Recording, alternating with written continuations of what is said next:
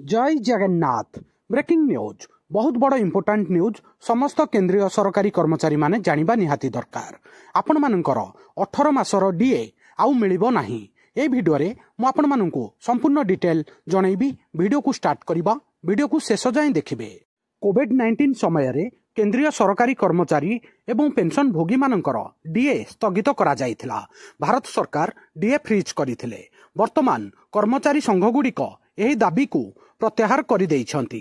प्राय 5 वर्ष धरी कर्मचारी माने आशा करुथिले जे अटका जाइथिबा महंगा भत्ता डीए प्रदान करा जिवो, किंतु सांप्रतिक घटनाक्रम स्पष्ट करुछि जे महामारी पई स्थगित बकाया आउ विचार को निया जाउ नाही।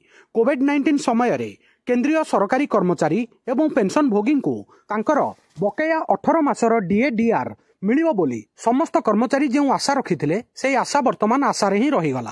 प्राय 5 वर्ष पर एबे सरकार एटा फाइनल कर देइछंती, तांको डिसीजन जणाइछंती आपण मानकु आपण मानकर डीए 18 मासर जो फ्रीज होइथिला आउ मिलिबो नाही।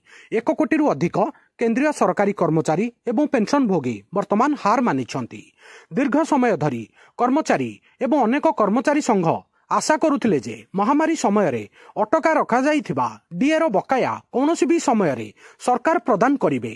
कर्मचारी संगठन गुड़िक एही प्रसंग को बारंबार सरकार को चिठी लेखि जणाइथिले, तथापि सांप्रतिक घटना स्पष्ट करिछि जे समस्त केंद्रीय सरकारी कर्मचारी मानकु तांकर बकाया आउ मिलिबो नाही, 18 मासर डीए मिलिबो नाही।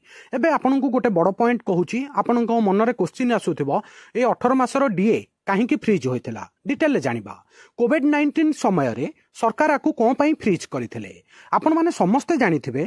मार्च 2020 रे जेतेबेले कोरोना महामारी देशर अर्थनैतिक कार्यकलाप को स्थगित करि देइथिला, सेही समय रे केंद्र सरकार समस्त केंद्रीय सरकारी कर्मचारी एवं पेंशन भोगींक महंगा भत्ता डीए डीआर को स्थगित करिथिले।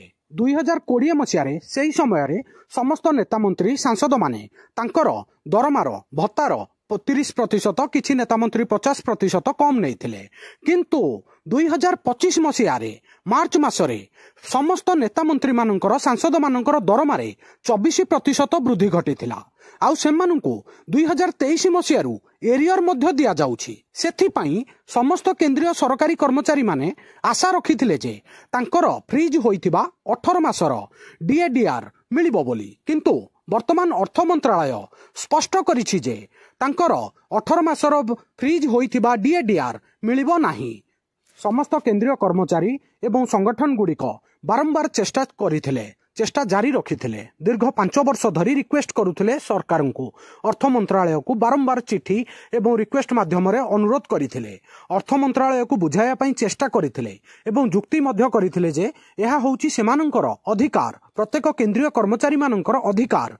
परिस्थिति स्वाभाविक हवा परे बकाया पाउना प्रदान करा जिबा उचित, किंतु सांप्रतिक घटना भली चित्र को स्पष्ट करुछि जे संप्रति भारतीय मजदूर संघ बीएमएस सहित जड़ित शिल्प महासंघर सर्वोच्च संस्था सरकारी कर्मचारी जातीय महासंघ जीईएनसी रो एक उच्चस्तरीय प्रतिनिधि दल केंद्र मंत्री जितेंद्र सिंह को रिसेंटली भेटी थिले।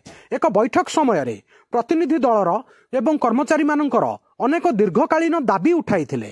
प्रतिनिधि दल मुख्यतः बकाया डीए प्रसंग मीटिंग पूर्वरु अंतर्भुक्त करिथिला, किंतु आश्चर्यजनक भावरे मीटिंग पूर्वरु बैठक पूर्वरु एहाकु स्वेच्छाकृत भावरे प्रत्याहार करि नेथिला।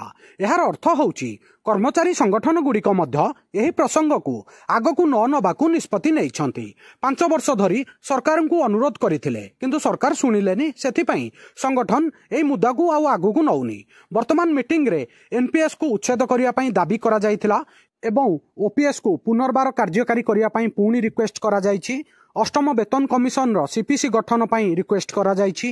कंपासिनेट ग्राउंड रे नियुक्ति कोटा को 5% को वृद्धि करिया पई रिक्वेस्ट करा जायछि। डीए विषय को बाद दिया जायछि। कर्मचारी मानक पई एहार अर्थ कोन? एही घटना परे एहा प्रायतः निश्चित जे केंद्रीय कर्मचारी एवं पेंशन भोगी माने कोविड महामारी समय रे जनवरी 2020 रु जून 2021 मध्य ଅଟକ ରଖାଯାଇଥିବା DADR ର ବକେୟା ପାଇବେ ନାହିଁ। ଯଦିଓ ଏହି ନିଷ୍ପତ୍ତି କର୍ମଚାରୀମାନଙ୍କୁ ନିରାଶ କରିଛି। ଏବେ ପରବର୍ତ୍ତୀ ପଦକ୍ଷେପ କ'ଣ ତା ବିଷୟରେ ଟିକେ ଜଣାଇ ଦଉଛି। କର୍ମଚାରୀ ଏବଂ ୟୁନିୟନ ଗୁଡ଼ିକ ଏବେ ଅନ୍ୟାନ୍ୟ ଗୁରୁତ୍ୱପୂର୍ଣ୍ଣ ପ୍ରସଙ୍ଗ ବିଶେଷ କରି OPS ର ପୁନରୁଦ୍ଧାର, ଅଷ୍ଟମ ବେତନ କମିଶନ ଗଠନ ଏବଂ ପଦୋନ୍ନତି ସମ୍ବନ୍ଧୀୟ ପ୍ରସଙ୍ଗ ଉପରେ ଧ୍ୟାନ ରଖିଛନ୍ତି। ବକେୟା DA ଅଧ୍ୟାୟକୁ ଏବେ ବନ୍ଦ ବୋଲି ବିବେଚନା କରାଯାଇପାରିବ। 1 କୋଟିରୁ ଅଧିକ ସରକାରୀ କର୍ମଚାରୀ ଏବଂ ପେନସନ ଭୋଗୀମାନଙ୍କର ଆଶାରେ ରହିଗଲା ତାଙ୍କ ଆଶା ମଉଳି ଯାଇଛି। ସାଙ୍ଗମାନେ ଅଲରେଡି ମୁଁ ଆଉ ଗୋଟେ ଭିଡ଼ିଓ ନେତା ମନ୍ତ୍ରୀଙ୍କର ଯେଉଁ 24% ଭତ୍ତା ବୃଦ୍ଧି ବିଷୟରେ ଅପଲୋଡ କରିଥିଲି। ଯଦି ସେ ଭିଡ଼ିଓ ଦେଖି ନାହାନ୍ତି ଡେସ୍କ୍ରିପ୍ସନରେ ଲିଙ୍କ ଦେଇଛି, ସେ ଭିଡ଼ିଓଟାକୁ ଦେଖିନେବେ। ନେତା ମନ୍ତ୍ରୀମାନଙ୍କର ଦରମା କେତେ ବଢ଼ିଛି ଆପଣମାନେ ନିଜେ ଜାଣିବା ପାଇଁ ପାଇବେ। ଆଉ ଆଜିର ଏହି ପଦକ୍ଷେପ ସରକାରଙ୍କର ଏହି ନିଷ୍ପତ୍ତି ଆପଣଙ୍କୁ କ'ଣ ଲାଗିଲା ନିଜ ମତାମତ କମେଣ୍ଟ ମାଧ୍ୟମରେ ଜଣାଇବେ। ଏଇଟା ଗୋଟେ ପବ୍ଲିକ ଓପିନିଅନ, ସମସ୍ତେ ଜାଣିବା ନିହାତି ଦରକାର। ସାଙ୍ଗମାନେ ଭିଡ଼ିଓକୁ ଲାଇକ୍ କରିବେ, ସମସ୍ତ ସାଙ୍ଗସାଥୀ ପ୍ରତ୍ୟେକ ଓଡ଼ିଶାବାସୀ ଓଡ଼ିଶାର ସରକାରୀ କର୍ମଚାରୀ ମାନଙ୍କ ପାଖକୁ ସେୟାର କରିବେ। ନୂଆ ଥିଲେ ୱାର୍ଲଡ ଆଫେୟାର ମଧୁ ଜିକେ ଓଡ଼ିଆ ଚ୍ୟାନେଲକୁ ସବସ୍କ୍ରାଇବ କରିବେ। ସବୁଦିନ important GK, current affair, sports affair, world affair, employment news notification ଆପଣମାନଙ୍କୁ ଏଠାରେ ମିଳିଥାଏ। ଭିଡ଼ିଓ ଦେଖିଥିବାରୁ ବହୁତ ବହୁତ ଧନ୍ୟବାଦ।